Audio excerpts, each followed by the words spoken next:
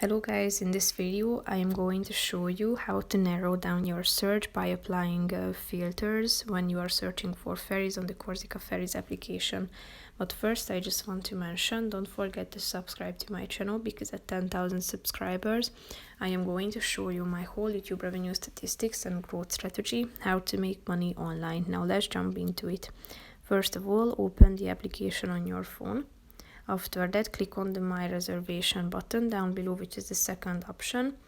Then you should select your crossing in your trip section, then the dates of trip and the details. Then click on the search button down below, scroll down, and here you can find the filters button. Tap on it and you can you can select the type of crossing, which is day or overnight crossing. Tap on the relevant one.